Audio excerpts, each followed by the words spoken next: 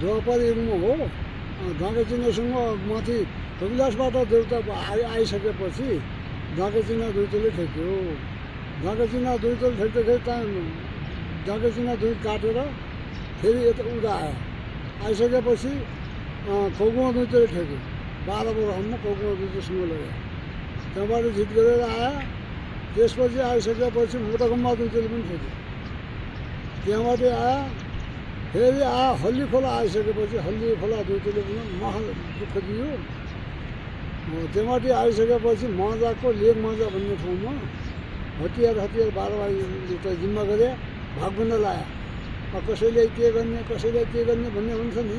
कसैले 1 लाख लाउने, कसैले माटाको खोजी गर्ने, कसैले मैलाको खोजी गर्ने, कसैले केही गर्ने भनेर त्यो लेक मजामा भागभन्दा भएको हो। कति देउता थिए त्यति बेला? 12 भाइ भनेको अब 12 भाइ मात्रै हुन्। अब 33 कोटी देउता त सबै हुँदा हुन्। 32 कोटी 12 भाइ 33 कोटी देउता। त्यसपछि देवपुरी हुम्ला भयो। देवपुरी हुम्ला भयो। यो त्यति बेला चाहिँ लडाइँ हेर्दाखेरि भोटतिर चाहिँ बलिया राक्षस रहेछन्। ती राक्षस भनेको मान्छे हुन् कि अरू हुन्? राक्षसै हुन्।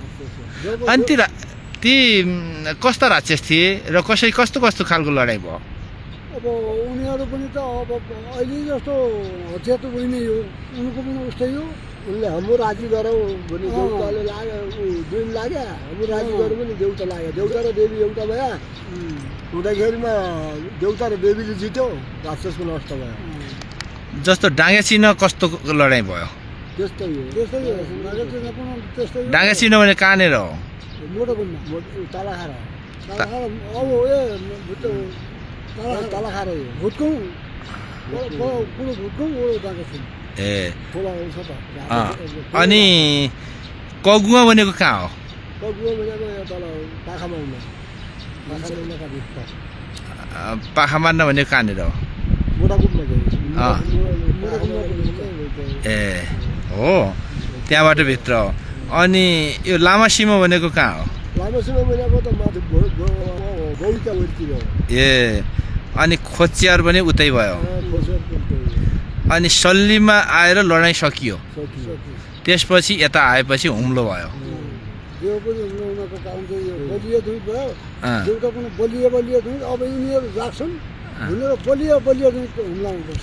ए देउता बलिया देउता बस्छ यहाँ। यो हुम्लामा दुईटोले सिद्ध्याउने छ भन्ने भयो नि। देउताको राज्य भयो र हामी मानव हुन पायौँ।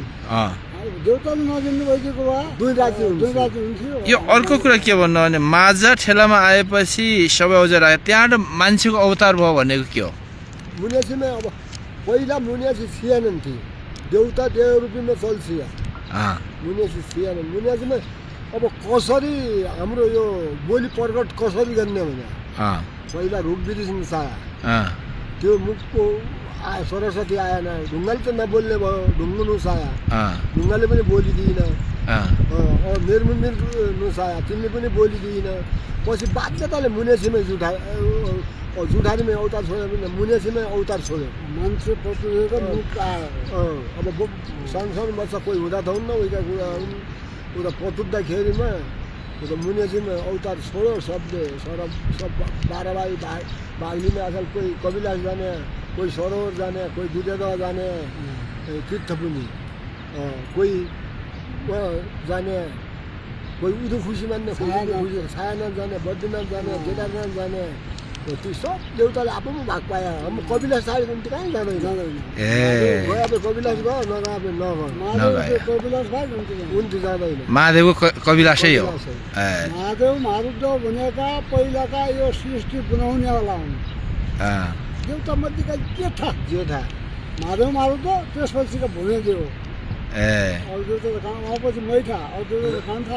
मैठालाई धेरै प्राथमिकता दिन्छन्। महादेव अरू चाहिँ भन्दा पनि किन दिएको? हाम्रो सबको भान्सिया हो बामुन जस्तो। मैठो कसरी भान्से भयो? बामुन त्यो बामुन सर्यो भने त्यसलाई वेद पढ्ने भएकोले पढ्ने भयो, तारातारी भयो। त्यो उनीहरूले त्यो भान्सिया हो। अच्छा भान्सिया उनीहरूले जिम्मा दिने। अहिले त्यो डाँडा मस्त आउने एक डाँडा आकाश बिजाउने एक डाँडा पातल बिजाउने ज्यासु बिजाउने मस्त ए हो वास्तविक ती महादेव मारुद्व भनेका तपाईँको जस्तो राष्ट्रपति हुन् क्या आदेशमा त रोशन त अरू काम गर्ने त मर्छ भनेर त्यस्तो है ल त्यो रूपीका तपाईँ देउताका धामीहरूको एक गफ गर्न पाएँ खुसी लाग्यो ल नमस्कार